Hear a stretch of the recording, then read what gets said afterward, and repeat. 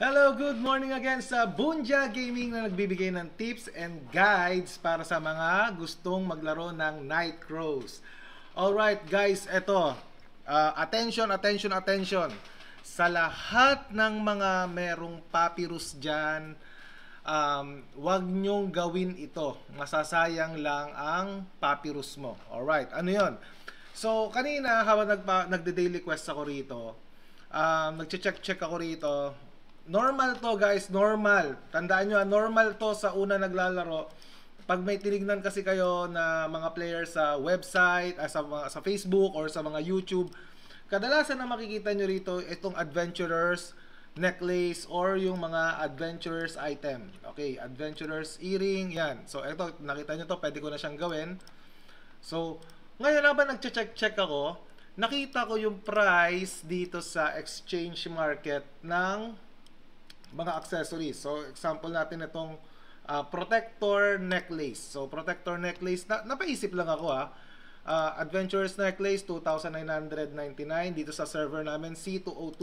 Protectors necklace, nakita ko, ba't ang mahal? 9,999. Kasi meron siyang nakalagay dito na HP potion rate, regen rate 5%. And this is long run guys. Magagamit mo ito lang pang matagalan. Okay, may makita pa tayo ditong Watcher's Earring. Watcher's Earring na merong MP Regen 3 para to sa mga mage na tulad ko. May spirit pa siya. Nakita nyo, ang lamang ng adventurers ay dalawa lang sa ACC. Pero dito, nakukunan naman yung MP Regen Rate and Spirit. Okay, ano sinasabi ko kanina na huwag mong sasayangin ang papyrus mo. Guys, don't make this mistake. Ako, nakita ko lang to. Gusto ko lang i-share sa inyo. Now, if you're here sa Night Crows para sa in the long run, maging patient lang kayo. Huwag kayong magmadali agad na magkaroon ng blue item kasi in the end, kakailanganin nyo talaga yon. Huwag kayong magsayang pala ng mga papyrus kasi in the end, kakailanganin nyo talaga yon. So, for example po, ako ay mage po ako. So, kanina, nagbabalak na ako mag-build nito, Adventurer's Earring. So, sabi ko, kaya na, pwede ko nang i-build siya. So, tataas yung growth, tawag doon, yung GR ko, yung growth rate ko. Kaso lang, sabi ko, parang ba't ganon? Max HP 100, ACC 4 lang. So, eto, ginawa ko na to Nakita nyo guys, ginawa ko na isa. Meron na ako isang Adventurer's Earring bound. Then, napansin ko rito, meron ditong tatlo na hindi magawa. Kasi nga, ang kailangan dito, medyo at first, unang tingin nyo, diba? Unang tingin nyo at first, wow, wala pa ako nitong mga item na to. Wala pa akong mga item na ganito. Paano yan? So, quartz crystal kasi, para lang sa prosperity. Pero wala akong smooth leather. Wala akong ganitong arcane scroll of prosperity. Wala akong escalation. Paano yon? So, ako napaisip lang ako, paano ba gawin? Diba? Paano ba gawin siya? So, i-check lang natin. So, ako ngayon, napunta ako ngayon dito sa ring. Ang nagustuhan kong ring para sa mage siya is itong Seeker's Ring. Seeker's Ring. Kasi pinag-iisipan ko kung itong Seeker's Ring ay para sa may intelligence siya, pero may healing power regen rate siya ng 3%, or itong Watcher's Ring na may MP regen 3 and skill damage 3. So, pag-iisipan ko pa kung anong gagawin ko, pero more on parang mas gusto ko tong Seeker's Ring. Kasi nga may intelligence 1 siya. Pero baka mag-Watcher's Ring din ako, going sa damage naman ng mage ko. Now, tuturuan ko ngayon kayo, nakita nyo rito, so Watcher's Ring, ACC 8, gawin natin plus 3 lang din. So, magkakaroon siya ng almost 9 difference sa isang green item na Ruby Light Ring. Okay. So, may MP regen na siya, skill damage 3. So, ito yung nagiging problem natin ngayon. So, itong quartz crystal, makukuha nyo lang po yan dito sa crafting materials. Kayang-kaya yan. Madali lang yan. Kaya that's why kailangan natin ng maraming gold dito. Okay. So, balik tayo ngayon dun sa ring. Seeker's Ring. Okay. So, ang sunod na natin magiging problem dito ay itong Arcane Scroll of Prosperity. Actually, makita nyo, wala siyang papyrus na kailangan dito. Diba? So, ang kailangan mo lang gawin dito ay i-craft mo lang siya, guys. I-craft mo lang. Diba? Nakita nyo yun? So, kailangan lang dito ay 10 So, almost 30 papyrus, 30 morions ang makakailangan mo rito, and almost 600k na gold. Magkakaroon ka na ng 10 Arcane Scroll of Prosperity. Same with, nasaan na yun ulit?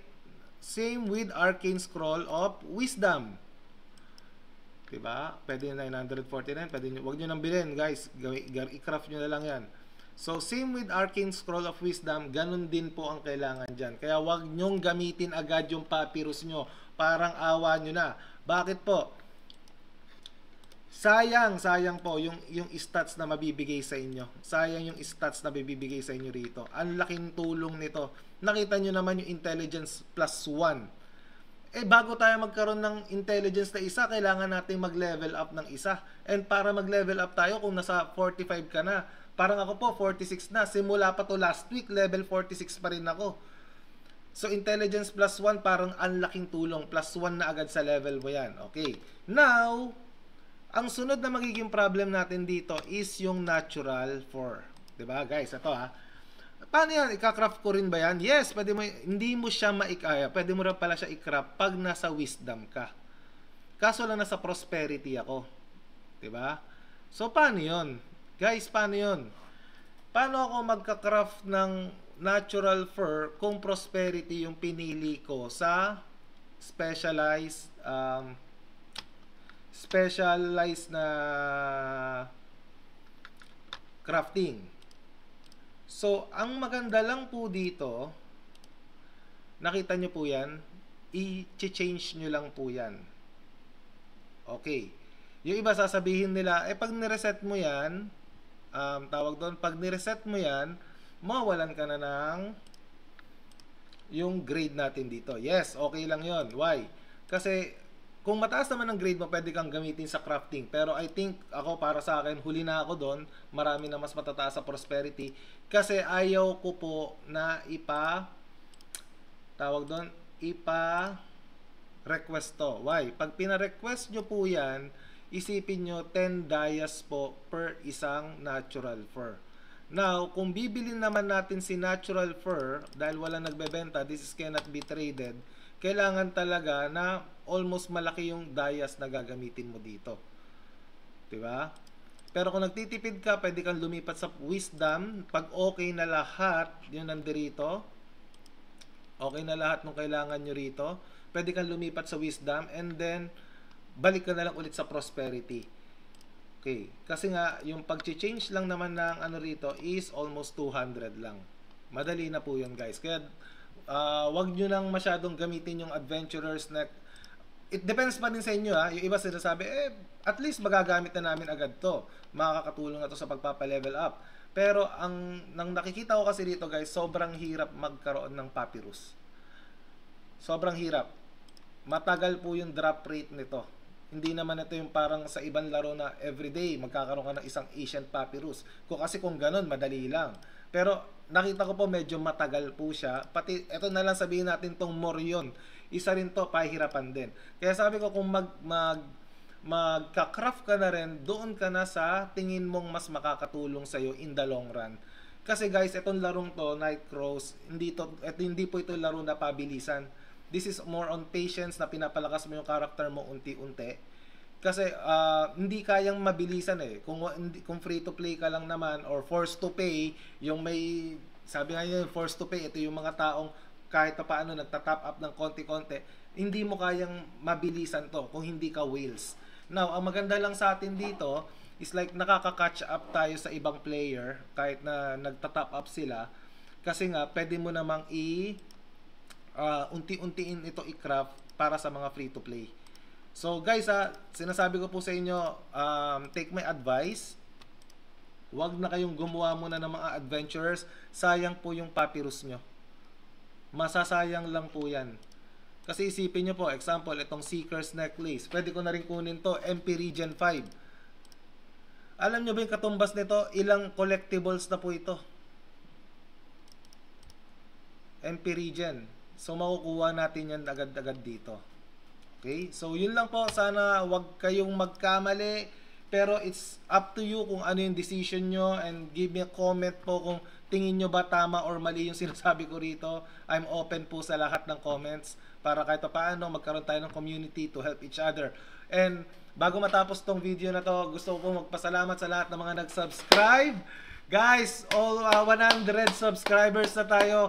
Only 400 na lang kailangan natin. So, please like and subscribe. Share nyo to. Makakapag-stream na din tayo.